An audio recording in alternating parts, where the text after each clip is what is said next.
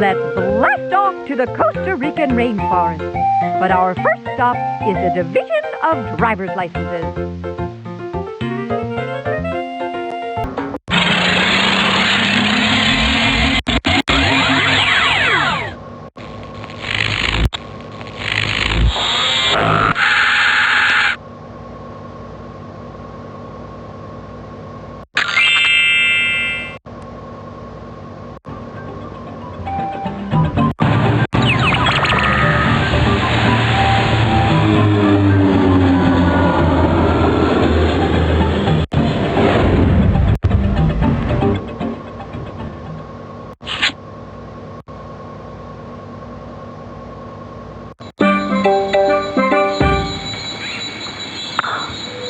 Sometimes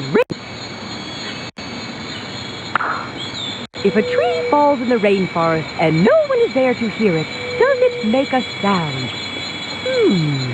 Let's find out the whole story behind toppling trees.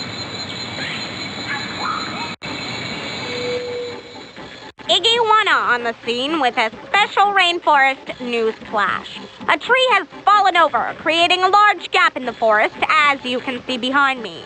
With me is a frog who lived in the tree. Mr. Frog, can you tell me why the tree fell over? I think it was the plants that lived on the tree branches. Every tree has thousands of them, but sooner or later they're just too much and oopsie-daisy. Down goes the tree. To tell you the truth, if it wasn't for all the vines tying this tree to all the other trees, we would have fallen over long ago. There you have it. The tree fell over because there were too many plants living on it. As you see here already, new plants are rushing to fill up the space where the old tree stood just hours ago. Here's one, a young Sacropia tree. Excuse me, do you have a moment? No time to talk, man. I gotta grow. Excuse me? I gotta grow. I gotta grow taller, faster than those other trees around me. The first tree that hits the canopy gets to crowd out all the others and become a full-size tree. The rest? Who cares? Remember, it's a jungle out there. And now for an update on the stilt-rooted palm trapped under the fallen tree. How is that stilt root doing? Don't worry about me. Worry about those poor frogs and lizards and insects and monkeys and sloths that lost their home in the tree. This is no problem for me. Watch. There we go. Now, just a little farther. There. See, I'll be just fine.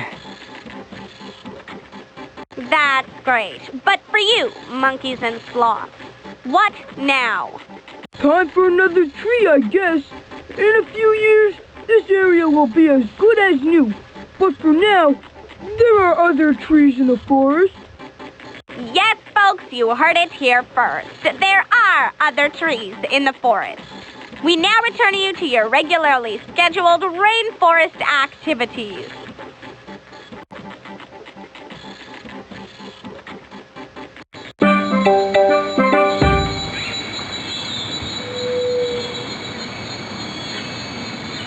You know, Pyras are tropical weasels who adapt to living just about anywhere. Pyras have been spotted in the trees, on the ground, and outside the forest in the grasslands. Pyras are tropical weasels who adapt. If a tree falls in the rainforest and no one is there to hear it, does it make a sound? Uranium moths. Every few years, thousands of them gather in huge clusters and migrate for hundreds of miles.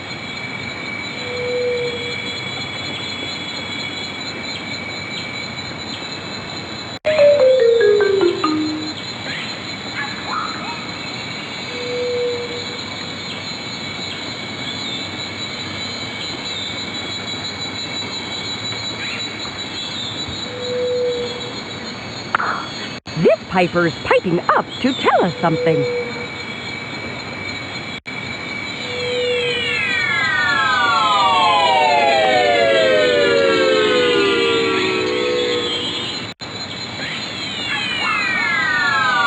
Just like we have houses to spend time in, animals have their plants, not to mention other animals.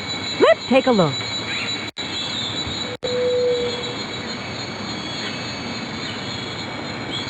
In the Amazon, native peoples crush the roots of this plant and use the powder as a painkiller, just like we use aspirin. Of course, it's a good idea to check with an expert, like a tribal doctor, before you go sticking roots in your mouth. Pigeons? They have pigeons in the rainforest? But without any buildings or statues, where will they live? If they're half as smart as they are noisy, I'm sure they'll think of something. I'm starting to think that the only place ants don't live in the rainforest is at the bottom of the river. Yippee! Let's hitch a ride on the Hummingbird Express.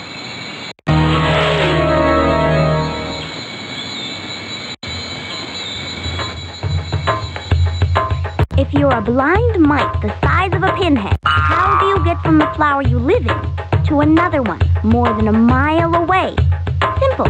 You hitch a ride on a hummingbird's beak. How do you do that? There's the tricky part. A mite has to jump at just the right angle to make it into a hummingbird's nose. Use the up and down arrow keys to position your mite, and then press the space bar to launch it. You don't need the mouse for this, just the keyboard. Use the up and down arrows to point your mite where you want it to go. Press the space. Maybe you should aim a little higher.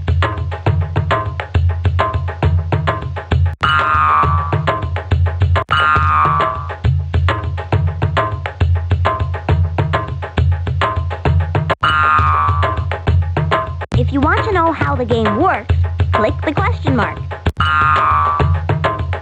You don't need the mouse for this, just the keyboard. Use the up and down arrows to point your mite where you want it to go. Press the space bar to launch a mite. That's all the mites for this round. Let's see how many made it to the next flower.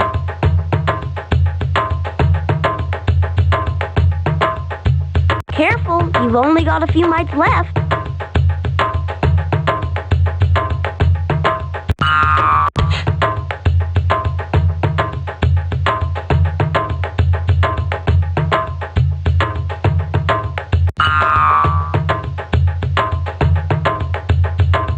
All right! Or should I say, mite on?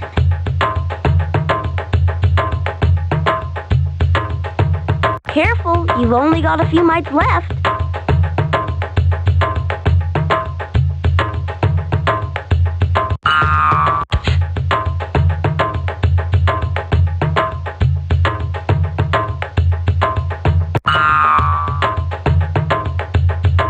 That's all the mites for this round. Let's see how many made it to the next flower. Careful, you've only got a few mites left. Goodbye. Don't forget to mite.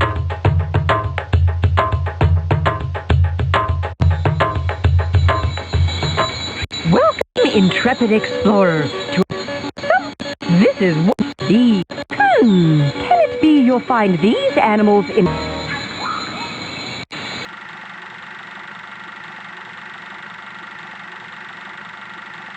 If you're like most hummingbirds, you probably think nothing of flitting from flower to flower, drinking nectar and pollinating accidentally along the way. But danger can lurk in the sweetest bud, like this innocent-looking wild plantain. Watch this pair of careless young hummingbirds, and maybe you'll think twice about where you stick your beak. Meet Hank and Ted, two ordinary young hummingbirds just hanging around drinking nectar. They're not looking too closely at those flowers either. Maybe they're just in a hurry to hit as many buds as possible. After all, a hummingbird has to drink 8 times its own weight in nectar every day just to survive. But watch as in his rush, Hank makes a terrible mistake. If you're squeamish, you may not want to watch this. Ted was lucky. He gets his drink and gets away. But Hank wasn't sticking his beak into a flower. No. Hank went right into the mouth of an eyelash viper. Terrible, isn't it? But it happens every day to careless hummingbirds. Now I know what you're thinking. This couldn't happen. Trust me. So straighten up and fly right.